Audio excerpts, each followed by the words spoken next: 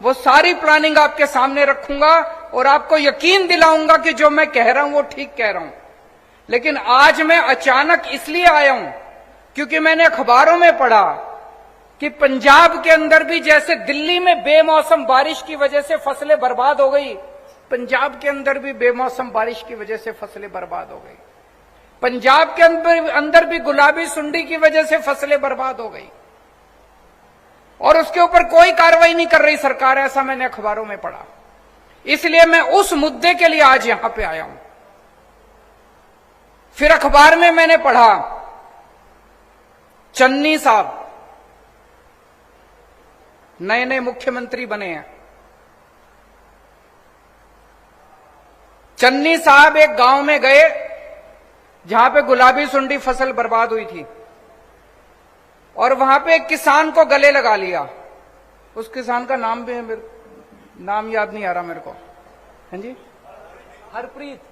हरप्रीत। उस किसान को गले लगा लिया और बोले मैं मुआवजा दूंगा, जिन जिन किसानों की फसलें बर्बाद हुई है सबको मुआवजा मिलेगा। सारे गांव के लोग बड़े खुश हो गए, उनको लगे यार अब एक मुख्यमंत्री आया है। अभी एक हफ्ता पहले अखबार में खबर छपी, वो बेचारा हरप्रीत कह रहा है जी गले तो लगा लिया मेरे को, सारी बसों के पीछे फोटो भी चिपका दी मेरी गले लगते हुए। बोले 1 महीना हो गया अभी तक मुआवजा नहीं मिला। जिसको गले लगाया उसको भी मुआवजा नहीं दिया, जिस गांव में गले लगाया उस गांव के लोगों को भी मुआवजा नहीं दिया। मैं चन्नी साहब को, कई लोग मेरे को आते हैं, मेरे को कहते हैं चन्नी साहब आजकल आम आदमी की नकल कर रहे हैं। मैं चन्नी साहब को कहना चाहता हूं, चन्नी साहब आम आदमी की नकल करना बड़ा आसान है, अमल करना बड़ा मुश्किल है।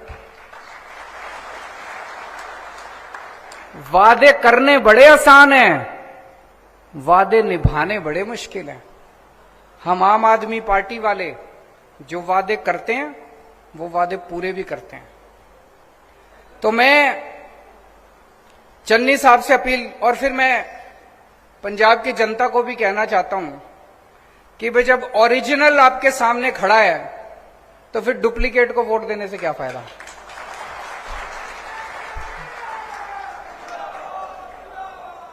जब ओरिजिनल आपके सामने खड़े हैं तो फिर नकलची को वोट देने से क्या फायदा, डुप्लीकेट को वोट देने से क्या फायदा। ओरिजिनल को ही लो ना, ओरिजिनल माल लो मार्केट से, वोट दोगे तो ओरिजिनल माल मिल जाएगा।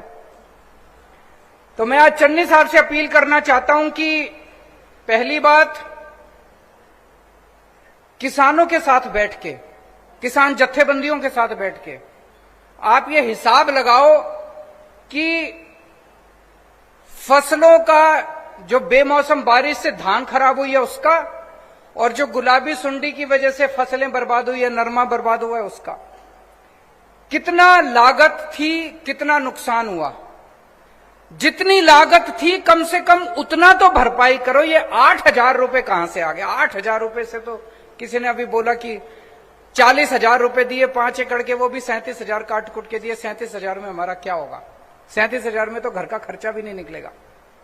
तो जितनी लागत थी कम से कम उतनी लागत तो किसानों को दो। दिल्ली में हम दे रहे हैं। दिल्ली में 2015 में मेरी सरकार बनी, फरवरी के महीने में। अप्रैल के महीने में मेरे पास किसान आए, बोले जी हमारी फसल बर्बाद हो गई।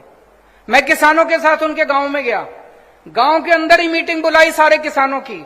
वहीं पे उन्होंने मेरे को सारी कैलकुलेशन करके दी।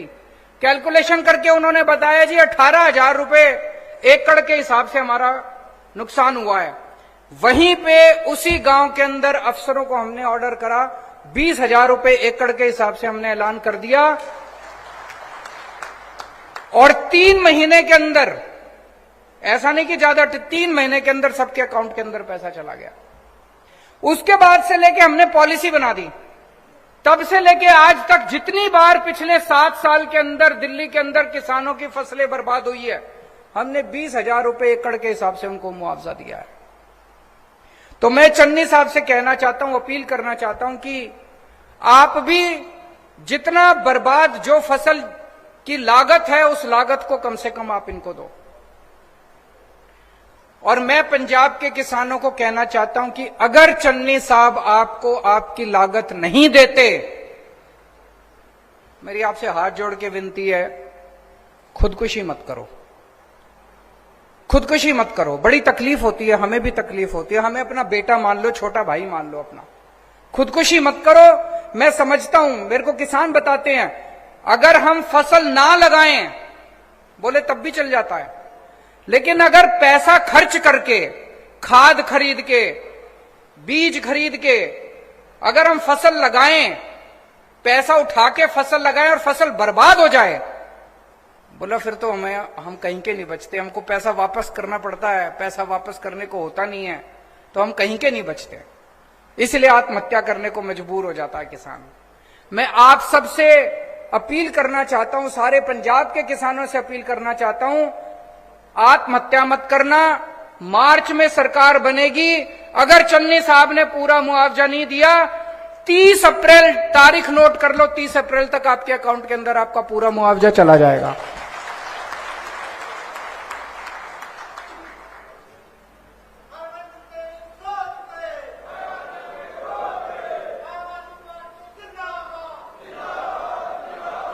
दूसरा, जितने मजदूर हैं, जिन मजदूरों ने खेत में काम किया, फसल बर्बाद हो गई, जमींदार बेचारा मजदूरों को भी पैसे नहीं दे पाता, मैं उन मजदूरों को भी कहना चाहता हूं कि आप भी चिंता मत करो, आपको भी उचित मुआवजा। कितना मुआवजा देंगे?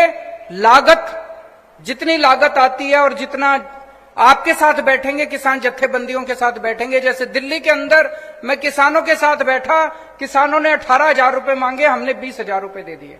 यहां पे कितनी लागत आती है, आपके साथ बैठेंगे, मार्च के महीने में बैठेंगे, जितनी लागत आपकी है, इन दोनों बेमौसम बारिश की वजह से और गुलाबी सुंडी की वजह से जितनी भी आपकी बर्बाद हुई है, उसका मुआवजा हम आपको 30 अप्रैल तक दे देंगे।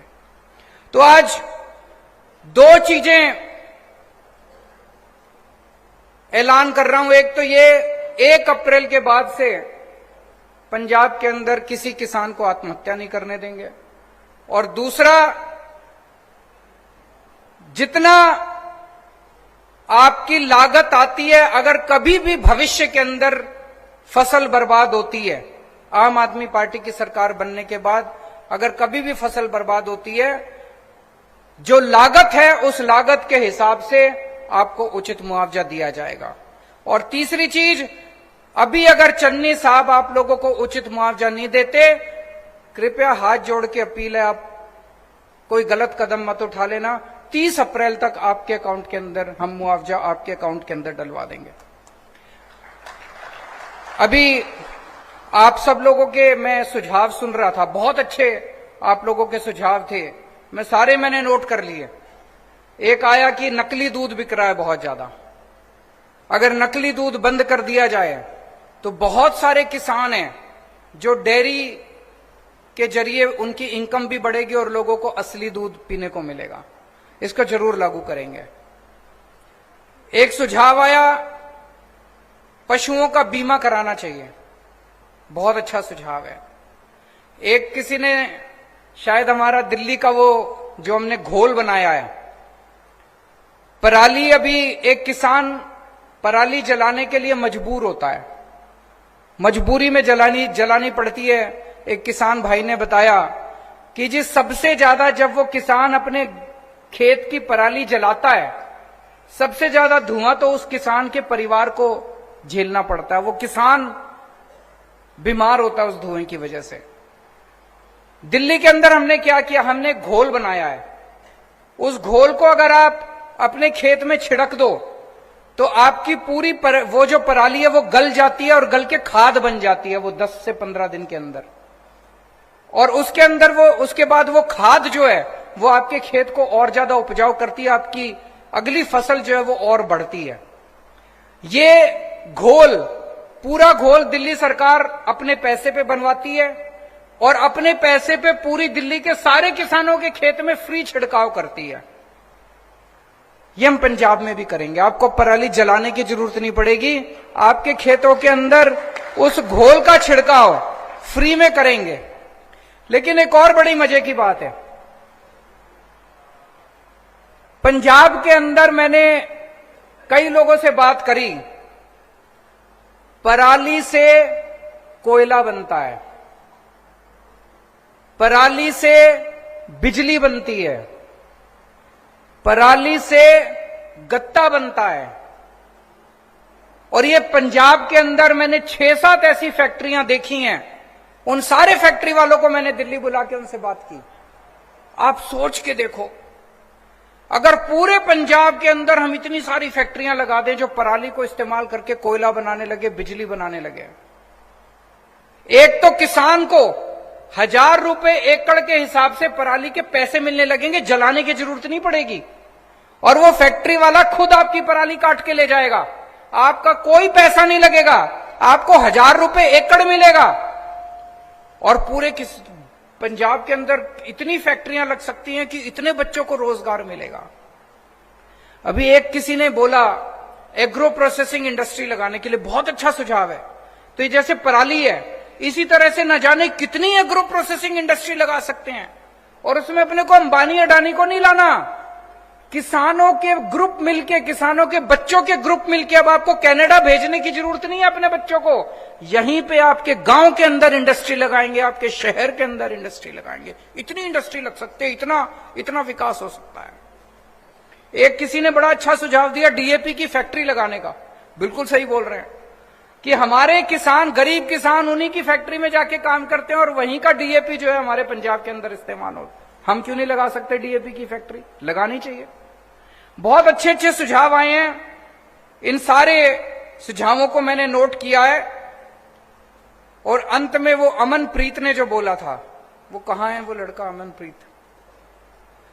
बच्चे, मैं आपको भरोसा दिलाना चाहता हूं, हम मिलके करेंगे। जैसे दिल्ली के अंदर हमने स्कूल बदल दिए, सरकारी स्कूलों के इस साल नतीजे, सरकारी स्कूलों के बच्चों के 99.8% नतीजे आए, 99.8% नतीजे। सोच सकते हो, सरकारी स्कूलों के बच्चों के नतीजे 99.8% आए हैं। अगर हम दिल्ली के सरकारी स्कूल बदल सकते हैं, दिल्ली के सरकारी अस्पताल बदल सकते हैं, दिल्ली की बिजली, पानी, सड़कें बदल सकते हैं, तो पंजाब की खेती भी बदल सकते हैं, मिलके बदल सकते हैं। तो मैं आपको यकीन दिलाना चाहता हूं, पंजाब के अंदर जब मौका मिलेगा, खेती को इज्जत का धंधा बनाएंगे, खेती को मुनाफे का धंधा बनाएंगे। और जो अभी भगवंत भाई ने बोला कि सबसे ऊपर पहले नंबर पे खेती होगी, दूसरे नंबर पे व्यापार होगा और तीसरे नंबर पे नौकरी होगी, इसको वैसे ही करेंगे। इसकी मैं पूरी, जैसे मैंने कहा, बहुत बड़ी प्लानिंग कर रहे हैं हम लोग। 1-1.5 महीने के बाद मैं दोबारा आपके बीच में आऊंगा, सारी पूरी प्लानिंग करके। आज केवल इस चीज के लिए आया था क्योंकि दिल में बड़ी तकलीफ हो रही थी कि किसान आत्महत्या कर रहे हैं। आज आपको ये कहने के लिए आया था, आत्महत्या मत कीजिए, इंतजार कीजिए। 6 महीने के बाद आम आदमी पार्टी की सरकार आ रही है, मिलके पंजाब को बदलेंगे।